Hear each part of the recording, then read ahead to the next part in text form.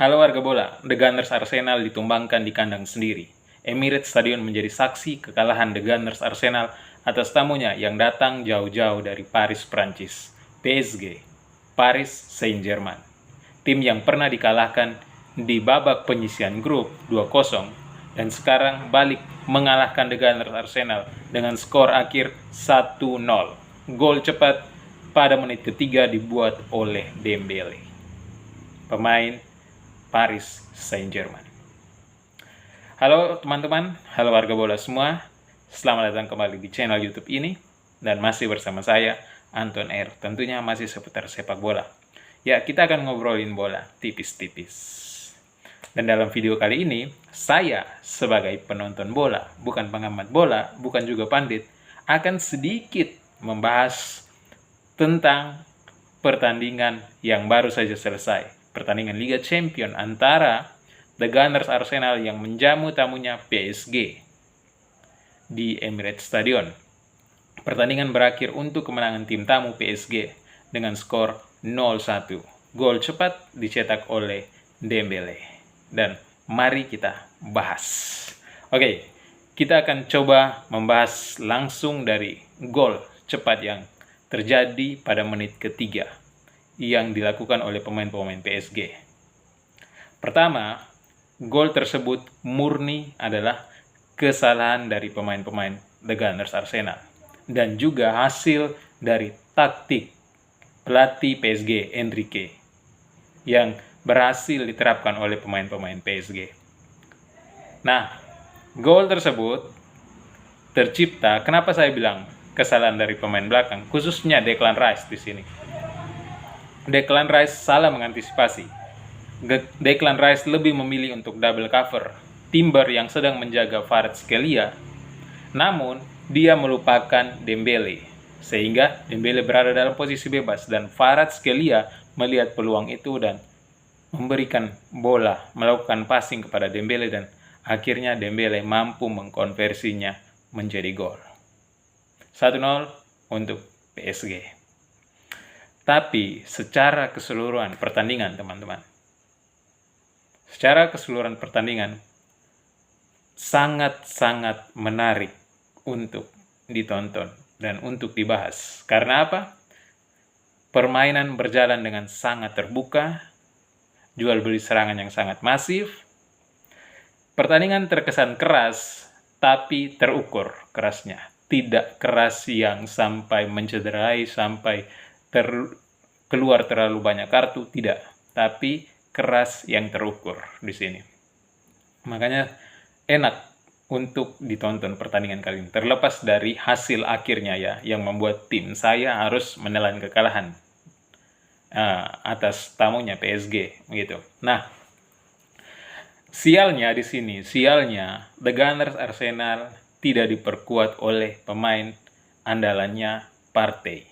Maka dari itu Declan Rice harus mengisi kekosongan yang ditinggalkan oleh Partey. Nah, Lewis Kelly di sini menjadi pemain inverted. Dia masuk ke dalam untuk mengganti Declan Rice ketika Declan Rice dalam posisi menyerang dan mengisi kekosongan di lini tengah, gitu. Syukur Lewis Kelly juga mampu untuk mengisi menjadi pemain inverted di sini, sehingga lini tengah The Gunners Arsenal mampu terisi dengan baik. Dan Merino juga didapuk untuk mengisi lini tengah The Gunners Arsenal. Akhirnya lini depan Arsenal praktis diisi oleh Trossard. Gitu teman-teman ya.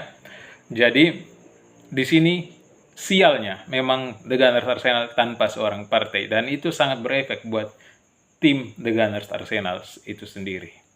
Kita lihat bagaimana Arsenal seringkali kewalahan untuk mengatasi serangan balik yang dilakukan oleh PSG. Dan terlepas dari itu semua, pemain-pemain PSG juga sedang on fire, sangat-sangat on fire kali ini. Ada Kvaratskhelia, Dembele, apalagi kipernya Donnarumma. Donnarumma memang patut diacungi jempol. Tapi yang lebih patut diacungi jempol adalah pelatihnya, Enrique. Memang dia nih adalah pelatih yang bisa dibilang sangat bagus dalam melatih PSG. Sehingga membuat PSG kali ini bermain sangat baik. Sangat-sangat baik, teman-teman. Sangat-sangat hebat. Passing, akurasi passingnya, jalan, pertahanannya juga bagus.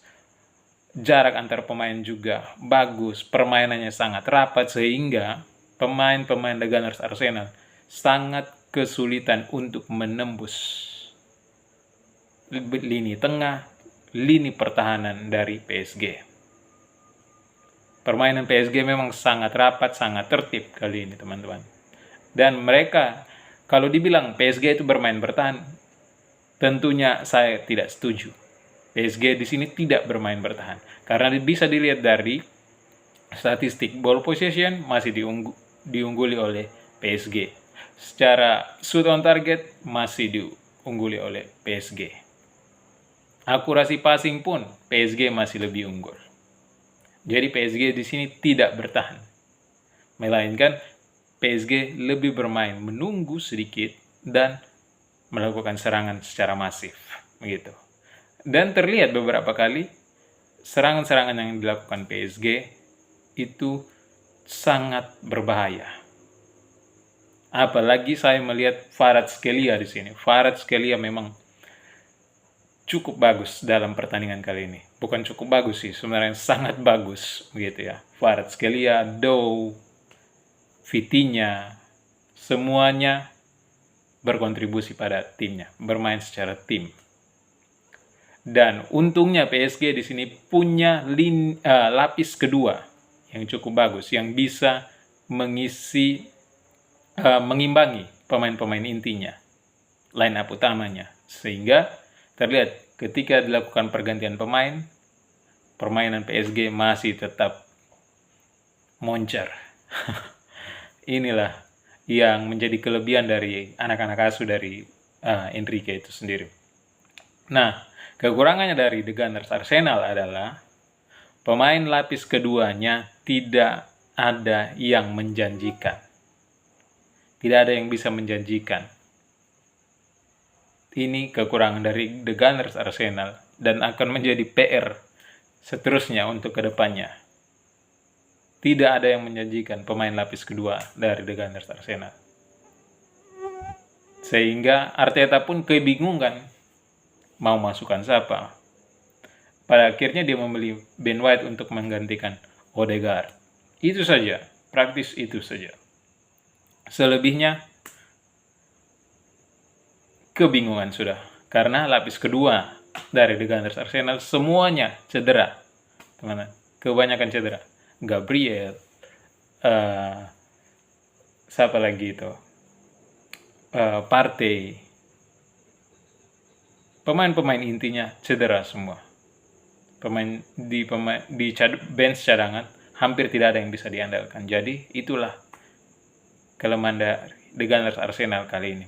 Mudah-mudahan di leg berikutnya, di leg kedua nanti, pemain-pemain tersebut bisa kembali cepat pulih dan bisa on fire kembali untuk melawan PSG dan menunjukkan performa terbaiknya, menunjukkan permainan terbaik dari The Gunners Arsenal.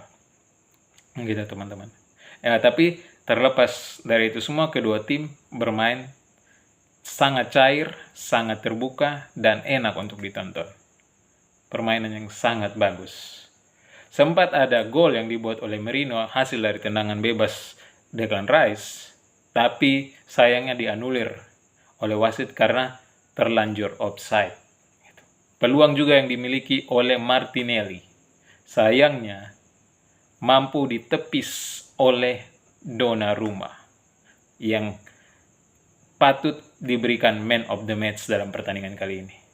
Ada peluang dari Trossard juga, mampu ditepis oleh Donnarumma. Memang Donnarumma ini selalu menjadi benteng terakhir PSG yang susah untuk ditembus. Termasuk ketika Liverpool bertemu PSG sebelumnya. Liverpool pun kesulitan untuk menembus benteng terakhir PSG, Donnarumma.